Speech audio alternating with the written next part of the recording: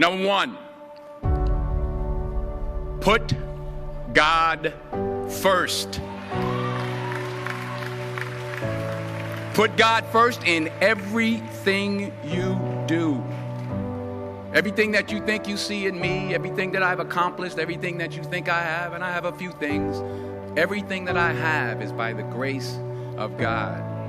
Understand that. It's a gift. 40 years ago, March 27th, 1975, it was 40 years ago, just this past March, I was flunking out of college. I had a 1.7 grade point average. I hope none of you can relate. I had a 1.7 grade point average. I was sitting in my mother's beauty shop. They still call it beauty shops now? What they call it now? Yeah, I was sitting in the beauty parlor. I was sitting in my mother's beauty parlor, and I'm looking in the mirror, and I see behind me this woman under the dryer.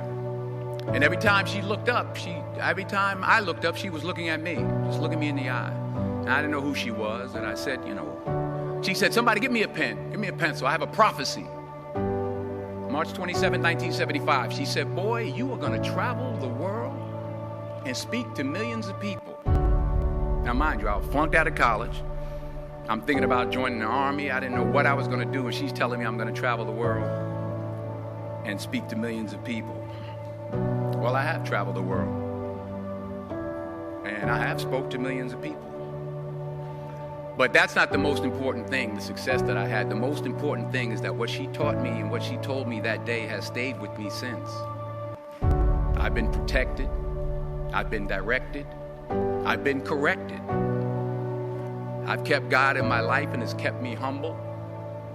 I didn't always stick with him, but he always stuck with me. So stick with him in everything you do. If you think you want to do what you think I've done, then do what I've done and stick with God. Number two, fail big. That's right. Fail big. Today's the beginning of the rest of your life, and it can be very frightening. It's a new world out there. It's a mean world out there, and you only live once. So do what you feel passionate about.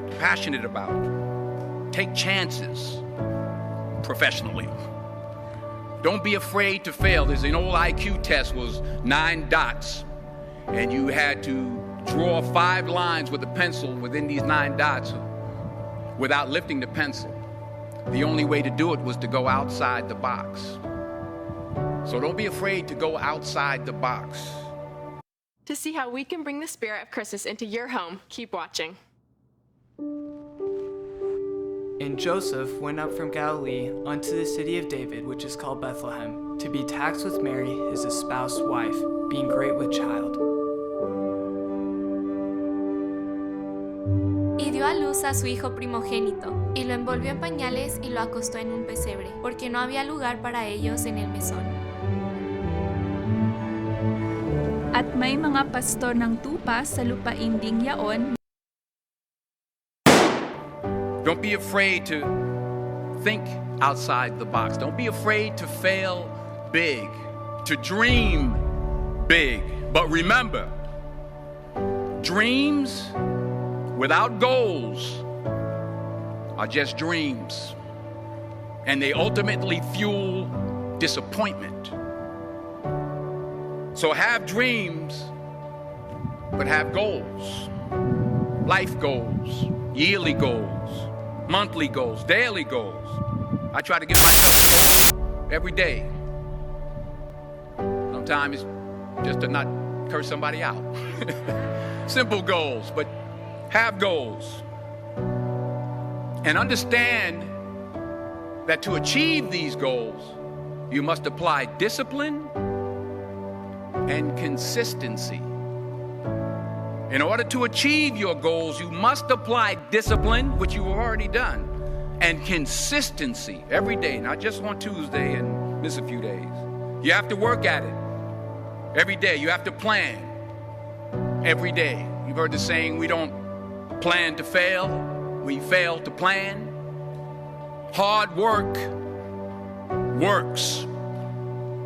Working really hard is what successful people do. And in this text, tweet, twerk world that you've grown up in. Remember, just because you're doing a lot more doesn't mean you're getting a lot more done. Remember that. Just because you're doing a lot more doesn't mean you're getting a lot more done. Don't confuse movement with progress. My mother told me, she said, yeah, because you can run in place all the time and never get anywhere. So continue to strive, continue to have goals, continue to progress. Number 3, you'll never see a U-Haul behind a hearse. I'll say it again. You'll never see a U-Haul behind a hearse. I don't care how much money you make, you can't take it with you. And it's not how much you have, it's what you do with what you have. We all have different talents. Some of you will be doctors, some lawyers, some scientists, some educators, some nurses, some teachers. Yeah, okay. Some preachers. The most selfish thing you can do in this world is help someone else. Why is it selfish? Because the gratification, the goodness that comes to you, the good feeling that I get from helping others, nothing's better than that. Not jewelry, not big house I have, not the cars, but it's the joy. That's where the joy is, in helping others. That's where the success is. Finally, I pray that you put your slippers way under the bed tonight, so that when you wake up in the morning, you have to get on your knees to reach them. And while you're down there, say thank you for grace. Thank you for mercy. Thank you for understanding. Thank you for wisdom. Thank you for parents. Thank you for love. Thank you for kindness. Thank you for humility. Thank you for peace. Thank you for prosperity. Say thank you in advance for what's already yours. That's how I live my life. That's why I am, one of the reasons why I am today. Say thank you in advance for what is already yours. True desire in the heart for anything good is God's proof to you, sent beforehand to indicate that it's yours already. I'll say it again. True desire in the heart, that itch that you have, whatever it is you want to do, that thing that you want to do to help others and to grow and to make money, that desire, that itch, that's God's proof to you, sent beforehand already to indicate that it's yours. And anything you want good, you can have. So claim it. Work hard to get it. When you get it, reach back. Pull someone else up. Each one, teach one. Don't just aspire to make a living. Aspire to make a difference.